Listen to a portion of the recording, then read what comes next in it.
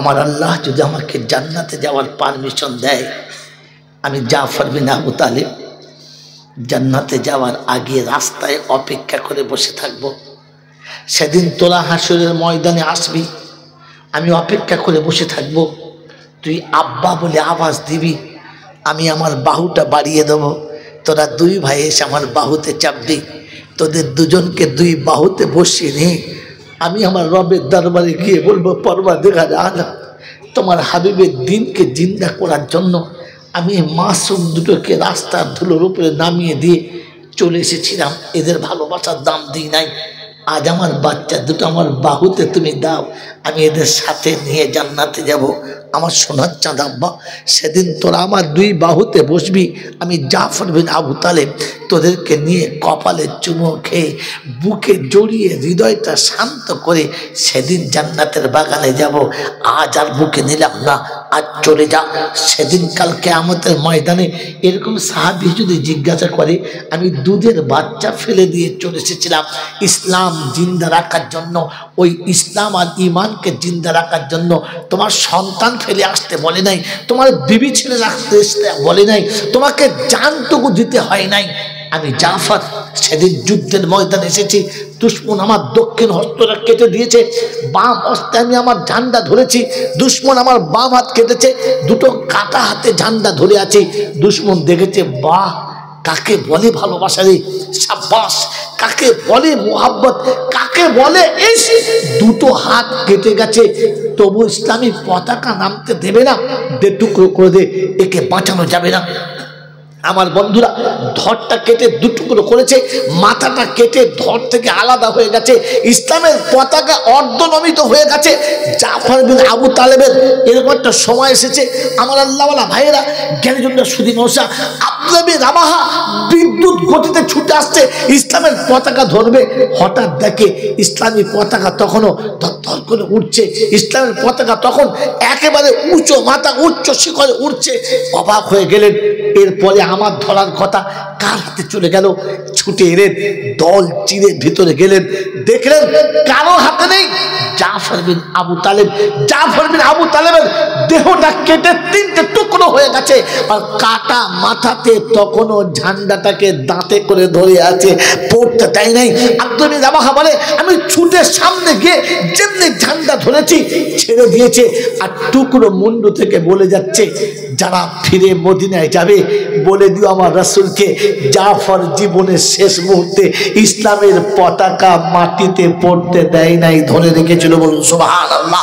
আমার বন্ধু, আমার আল্লাহওয়ালা ভাইরা, আমার জ্ঞানীজন সুদী মশা, মৃত্যুর পূর্ব মুহূর্তে টুকরো হয়ে যাওয়ার পরেও ইসলামের পতাকা যারা জমিনে পড়তে দেয় নাই, তারা যেদিন শুনবে যে ইসলামের জন্য ডেকেছে, মুসলমান জান্নাতের বাগানে বসে আছে কিন্তু মুখ খুলে নাই, চুপ করে চেপে গেছে, বলেন সেদিন যদি জিজ্ঞাসা করে কোন অপরাধে কি ভুল আমরা করেছিলাম, আমরা আমাদের দুধের বাচ্চাকে কোলে নিতে পারি নাই, আমরা আমাদের সোহাগের বিবিকে বিছানায় নিতে পারি নাই, সব ছেড়েছিলাম তোমাদের সুখের জন্য, তার বিনিময় তোমরা এতটুকু করে এসেছো যে ইসলাম তোমাদের কাছে ভিখারির মতো হাত পেতেছে, আর তোমরা নীরবে মাথা গুজে চুপচাপ করে বসেছিলে।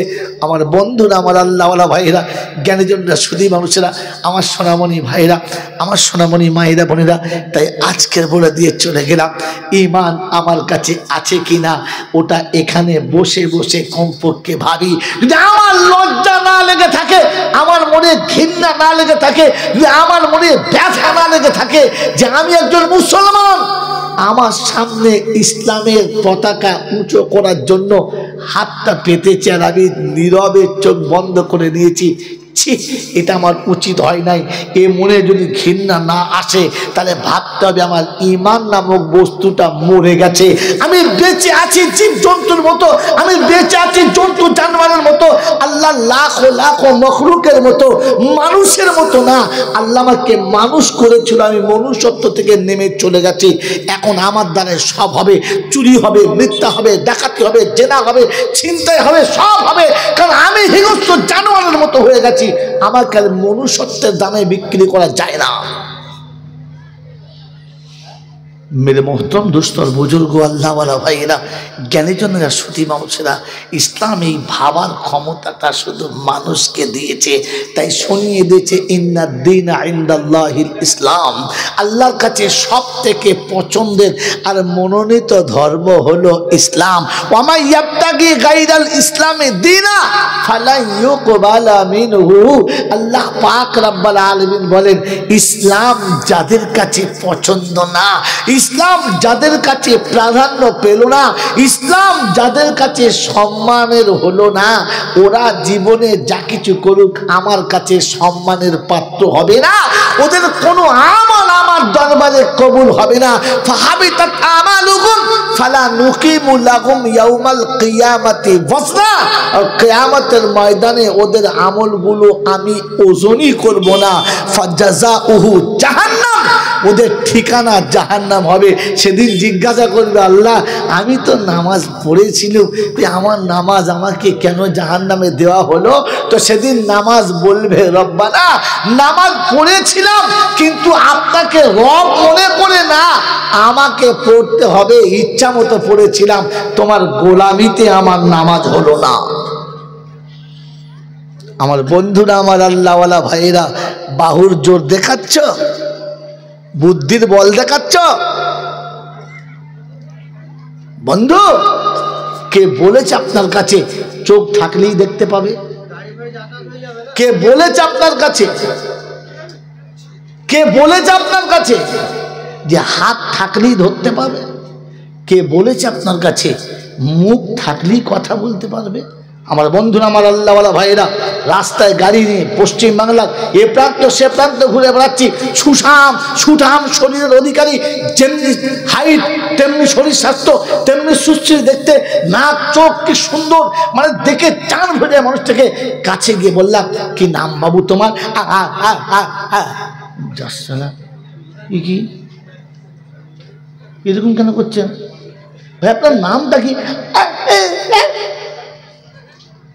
তো পাশে একজন বলছে মোহন সাহেব লোকটা কথা বলতে পারে না এত সুন্দর মুখ এত সুন্দর চোখ এত সুন্দর শরীর বললে হ্যাঁ সব আছে কিন্তু মুখে কথা বলতে পারে জোরে বলেন মুখে কথা বলার ক্ষমতা দিয়েছো তাই বাঁদরামো মেরে যা খুশি বলছো যা খুশি চালিয়ে দিচ্ছ আমার বন্ধুরা আমার আল্লাহওয়ালা ভাইরা জ্ঞানীজনরা সুধী মানুষেরা মনে খুব দয়া হলো মনটা খুব কষ্ট পেলাম তো 200 টাকা বার করে বললাম বাবু এটা রাখো চা খাবে বাঁ হাতে ধাত বাড়াচ্ছে কেন ভাই আমি অপরাধ কি করলাম আমার টাকাটা কি আপনার কাছে অপছন্দ বলে কেন তো আপনি বাঁ হাতটা বাড়ালেন এতগুলো লোকের সামনে আপনি আমাকে কি লজ্জা দিলেন কোন অপরাধে আপনি বাঁ হাতটা বাড়ালেন ডান হাতটা তো আপনার সুন্দর হাত হাতে তো কিচ্ছু নেই অসুবিধা তো নেই বাড়ালেন না কেন মনটা ছোট করে বলছে ভাই ডান হাতটা আমার হাত চলে না তোমার হাত চলে না সুন্দর হাত বলে ভাই হাত আছে কিন্তু হাতটা চলে যদি বলেন প্যারালাইসিস হয়ে গেছে হাতটা নড়ে না চোখের কোণে পানি এসে গেছে রব্বে জুল জালাল বোঝাচ্ছে ওটা আমার ও আমার কথা শোনে আমি যতদিন চলতে বলেছি ততদিন চলেছে আমি সুইচ অফ করে দিয়েছি বন্ধ হয়ে গেছে ও কাল কিয়ামতে বলবে এই হাতটা কাল কিয়ামতে বলবে যে তোর কাছে আমার আল্লাহ হাওয়ালা করেছিল তাই তোর কথা মতো চলতাম আজকের কিন্তু তোর কথা মতো চলবো না আমার আল্লাহওয়ালা ভাইয়েরা জ্ঞানীজনরা শুধু মানুষেরা সেদিন আল্লাহ পাক সরিয়ে দিয়েছে মিথ্যা বলে বলে মুখ খুব চালিয়েছো না আল-ইয়াওমা নাখতিমু আলা আফওয়াহিহিম ওয়া তুকাল্লিমুনা আইদিহিম সেদিন জবানটাকে তালা মেরে দেবো আর হাততে বলবো হাত বলো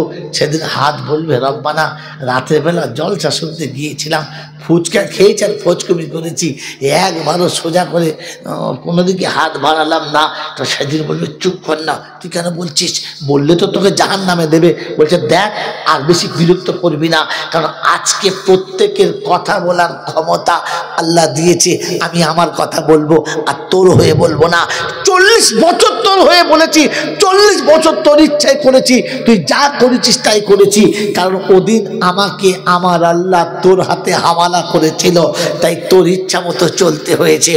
ইচ্ছা আমার ছিল না, তোর ইচ্ছায় আমাকে চলতে হয়েছে। মেরে মোহতরম দোস্ত বুজুর্গ, হাত আছে কিন্তু টাকা নিতে পারে না। তাহলে আপনি যে বলেন হাত আছে বলে চালাচ্ছি, হাত আপনার কথায় চলে না? এই হাত থাকলে হাত চলে না, মুখ থাকলে খাওয়া যায় না, চোখ থাকলে দেখা যায় না। চোখের সামনে একেবারে মোটা মোটা চোখ এসে ধাম করে ধাক্কা মেরে দিলে গাড়ির গায়ে, হ্যাঁ ভাই আপনি চোখে দেখেন না নাকি? এতগুলো মানুষের সামনে কি করছেন আপনি? তো পাশে থেকে একজন বলছে, মহাশয় কিছু মনে করবেন না, বেচারা জনবন্ধ যে, চোখ আছে কিন্তু দেখতে পারে, যদি বলেন পারে না। বন্ধু প্রমাণ হলো, মাথায় টুপি আছে, মুখে দাঁড়িয়ে আছে, মুসলমান বলে মনে হচ্ছে, কিন্তু ভেতরে ঈমান ছিল। জানাজা হয়েছে, কাফন দিয়েছে, গোসল করিয়েছে, আর মৌলবি এসে সবিনা পড়ে কবরে দোয়া করে দিয়েছে, কিন্তু খবর নেন ঈমান নিয়ে কি গিয়েছে? ঈমান নিয়ে কবরে গেলে তাহলে রেহাই, আর তা নাহলে কাফন শুদ্ধ পেটায়, জানাজা শুদ্ধ পেটায়, বাঁচাবার কোনো মামু নাই।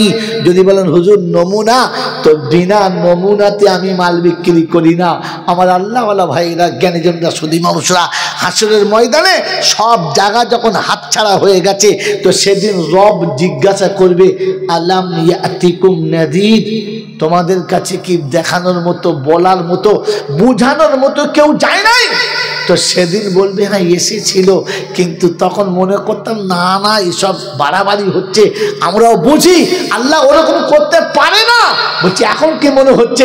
বলছে লাউ কুন্না নাসমাউ ওয়া নাকিলু, যদি কথাগুলো সেদিন মন দিয়ে শুনতাম আর একটু বসে ভাবতাম, তাহলে জাহান্নামে যেতে হতো না, জাহান্নামে যেতে হতো না।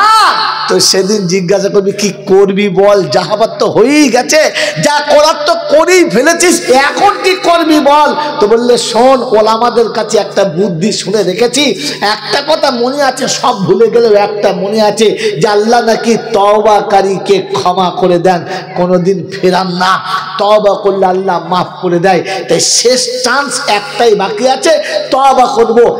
তুলুন কোরআন শরীফের আয়াত 29 পারা সূরা মুলকের শুরুতেই 16 কিংবা 17 নম্বর আয়াতে আল্লাহ পাক শুনিয়েছে, সেদিন বান্দা বলবে ফাতারাবু বিযামবিহিম, ফাতারাবু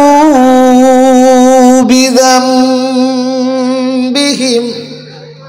আল্লাহ জীবনে যত অন্যায় করেছি, যত ভুল করে ফেলেছি, জেনে কিংবা না জেনে, ইচ্ছায় কিংবা অনিচ্ছায়, প্রকাশ্যে কিংবা গোপনে, ফাতারাফু বিযামবিহিম, সমস্ত পাপ থেকে তওবা করিতেছি, আল্লাহর জীবনে এমন ভুল করব না। ফেরেশতারা বলে, আল্লাহ পাক বলে, ও ফেরেশতারা ওই তওবাওয়ালাকে ধর, ওর গোষ্ঠী শুদ্ধ জাহান্নামে ভর, ওর তওবা কেউ ক্ষমা করব না, তওবা সহ জাহান্নামে ভরবি, আজ আর তওবার কাজ হবে না। ওই বাপজিরা, আমার শোনাচ্ছেন বন্ধুরা, আমার সোনামণি মায়েরা, বোনেরা, আমার জ্ঞানী জনেরা, বুদ্ধিজীবীরা, কোরআন শুনিয়ে দিয়েছে, ফাসুকাল লিআসহাবিস সাঈদ, যারা লাইন দিয়ে বসে তওবা করছে, ওদেরকে বেরিয়ে জাহান্নামে ভরে দে, একটা কেউ ছাড়বি না। বাবাজিরা, শোনার আল্লাহরা, ওই শুনেই খালি রেখেছেন তওবা করলে মাফ করে দেবে, পিটিয়ে তওবা সহ জাহান্নামে দেবে, এই গল্পটা শোনা হয় নাই, এই জন্য শুনিয়ে দিয়ে চলে গেলাম। এই জলসা মিলাদ ওয়াজ নসিহত ইমানদারদের জন্য, যাদের কাছে ঈমান আছে। আর ঈমান থাকার নমুনা হলো যে কমপক্ষে তার একটু লজ্জা আছে, যে আমি ইমানদার বলে দাবি করছি, আমার সামনে ইমানের সওদা হচ্ছিল আর আমি চুপ করে বসেছিলাম, কমপক্ষে মুখটাই খুলতে পারলাম না, তাহলে ইমান বাকি আছে, বুঝবো কি করে? কথা মনে থাকবে ইনশাআল্লাহ? बाबाजी मने थाकबे इंशाअल्लाह। गया वक्त फिर हाथ आता नहीं, और जो बुढ़ापा आ गया तो जवानी का उम्मीद ही नहीं। ये चांस ये सुযোগ तो चले गेছে, किन्तु आबार सुযোগ যখন আসবে তখন আমি আমার ঈমানের চারাকে একটু সজাগ করার চেষ্টা করব ইনশাআল্লাহ। আল্লাহ, আমার বাবাজিরা, আমার সোনার চাঁদ বন্ধুরা, আল্লাহর নবী সাল্লাল্লাহু আলাইহি ওয়াসাল্লাম বললেন, তালাবুল ইলমি ফরিজাতুন আলা কুল্লি মুসলিম। প্রত্যেকটি মুসলমানের জন্য, সে নারী কিংবা পুরুষ, সকলের জন্য ইলম শিক্ষা করা ফরজ। সকলের জন্য ইলম শিক্ষা করা, যদি বলেন ফরজ। আমি আর আপনি ভেবে দেখি আমার কাছে এই ফরজ মনে আছে না নাই? ফরজ মনে আছে? যদি মনে ছিল, নিজে তো ইলম শিখলাম না, আর নিজের বাচ্চাদেরকে ইলম শিখাবার ইচ্ছাও থাকলো না। হ্যাঁ, ছেলে একটু বড় হলে মিশনে দেবো, অমুক এতে দেবো, ইংলিশ মিডিয়ামে দেবো, ওই বিশ্ব মিডিয়ামে দেবো, তাকে কোরআন শেখাবো না।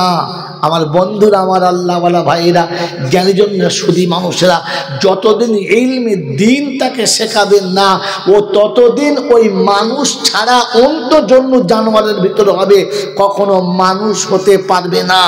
আপনাকে আমি হাতে কলমে দেখাচ্ছি, দেখে না, ফের খাতা কলম দেখে নেন, আর দোয়া করে চলে যান। রাত অনেক হয়েছে, আপনাদের খাবার ঠান্ডা হয়ে যাচ্ছে, আর আমি এমনিতেই ঠান্ডা হয়ে গেছি। আমার বন্ধুরা, আমার আল্লাহওয়ালা ভাইয়েরা, জ্ঞানীজনরা, বুদ্ধিজীবীরা, আমার সোনামণি মায়েরা, বোনেরা, আজকে সমাজে যারা উঁচু লেভেলের মানুষ, যারা একটু মাস্টারি ডাক্তারি করে, তারা মাঝে মাঝে যখন কোথাও বসে, বন্ধু মহলে বসে, কিংবা কোনো খুশির আসনে বসে, তখন মাঝে মাঝে একটা দুটো সিগারেট খায় না? খায় না? খায়। আচ্ছা, যারা মাস্টার ডিগ্রি ছেড়ে প্রফেসর আছে, যারা একটু বড় ইঞ্জিনিয়ার আছে, এরাও মাঝে মাঝে এক আধটা সিগারেট টিগারেট খায় না? খায় না? জোরে বলেন, খায়। বাবাজিরা, আমার আল্লাহওয়ালা ভাইয়েরা, যখন এই শিক্ষিত মাস্টার, প্রফেসর, ইঞ্জিনিয়ার, অফিসার, চাকরিওয়ালারা যারা আছে, বছরের শেষে যখন 31 হয়, মানে কাঁচা বাঁশ কঞ্চি সহ হয়। 31 মানে কি? জোরে বলেন। আধরা বাঁশ, তার নাম 31। তার নাম কি? ইয়ার কদিন বাদে আসবে? হ্যাঁ না বলেন না? কথা বলে না। হ্যাঁ, ওদিন মদ ফ্রি, ওদিন দোকানে মদ, জানেন না? মদের দোকানে মদ ফ্রি, বাজারে মেয়ে ফ্রি। ওদিন কাপড় চোপড় যত খুলবে, যে যত ন্যায্য হতে পারবে, সেই তত ভালো 31 পাবে। হ্যাঁ না বলেন? বাবাজিরা, আমার আল্লাহওয়ালা ভাইরা, জ্ঞানীজনরা, সুধী মানুষরা, তারপর দিন 1 জানুয়ারি, তারপর দিন রাত কেটে গেলেই ফার্স্ট। ওদিন তো লাইসেন্স লাগবে না, বিনা লাইসেন্সে গাড়ি চলে, গাড়ির কোনো কাগজ লাগবে না, গাড়ির কোনো কাগজ লাগবে না, আর চালানেওয়ালার কোনো লাইসেন্স লাগবে না। অ্যাক্সিডেন্ট করলে সেই হচ্ছে আসল চালক। হ্যাঁ না বলেন? একটা মোটরসাইকেলে 5 জন চেপেছে, পুলিশ দেখে দূর থেকে স্যালুট করছে, সাব্বাস বেটা, চালিয়ে যাও। কি বলেন জি? 5 জন আর 1 জনের মাথায় হেলমেট নাই, তো পুলিশ বলছে আমার তো চোখ নাই, দেখতে পাই নাই, চলে যাও। কারণ জানে আজকের 1 জানুয়ারি চলছে, আজকে যদি ধরি তাহলে আমার বউ আর চুরি করে ঘুরতে পাবে না, একেবারে সোজা নিমতলার ঘাটে চলে যেতে হবে। আমার বাবাজিরা, আমার সোনার চাঁদ বন্ধুরা, তার মানে এই যারা বার হয়েছে, এরা সব শিক্ষিত লোক না, মূর্খের দল। জোরে বলেন। সব master, doctor, professor, engineer, barrister, চোর, ডাকাত, ছাত্র, সবাই। হ্যাঁ না বলে? আরে কথা বলেন না কেন? আচ্ছা বাবাজি, আমার আল্লাহওয়ালা ভাইয়েরা, কিছু মনে করবেন না, একটু ঠান্ডা মাথায় ভাবুন তো। এই যে যারা 31 যাচ্ছে, হ্যাঁ, এরা যে সিগারেট, বিড়ি, মদ খাচ্ছে, মদের বোতলের গায়ে কি লেখা আছে? হায় হায় হায় হায়। সিগারেটের প্যাকেটে কি লেখা আছে? মনে হচ্ছে এরা কেউ কিচ্ছু জানে না, সব নিরক্ষরের দল। হ্যাঁ, কথা বলেন না। সিগারেটের গায়ে কি লেখা আছে? আর ধূমপান ক্যান্সারের কারণ। এটা নিজেরাই লিখে, এটা নিজেরাই লিখেছে। এরপরে সিগারেটের লাইসেন্স কে দিয়েছে? মাতালে। কথা। মদের দোকানের লাইসেন্স কে দিয়েছে? ছাগলে। কথা বলেন। কি জি? কথা বলে। আমার আল্লাহওয়ালা ভাইরা, জ্ঞানীজনরা, সুধী মানুষেরা, যে মদ নিষিদ্ধ সরকার লিখে দিলে, ফের তার পারমিশনও দিলে, যে সিগারেট বিড়ি কি বলে আপনার ক্যান্সারের কারণ বলে লিখে দিলে, এর কারখানার পারমিশন সরকারই দিল। আমার বন্ধুরা, আমার আল্লাহওয়ালা ভাইরা, আর যারা লিখেছে তারা সব গোমুখ্য ছিল, আর যারা খাচ্ছে এরা মনে হয় ভাগাড়ে চুয়েছিল। কথা বলে না। একে আপনারা শিক্ষিত মানুষ বলেন? যারা জেনে বুঝে পায়খানা তুলে নিজে হাতে খেলো, একে আপনারা শিক্ষিত বলেন?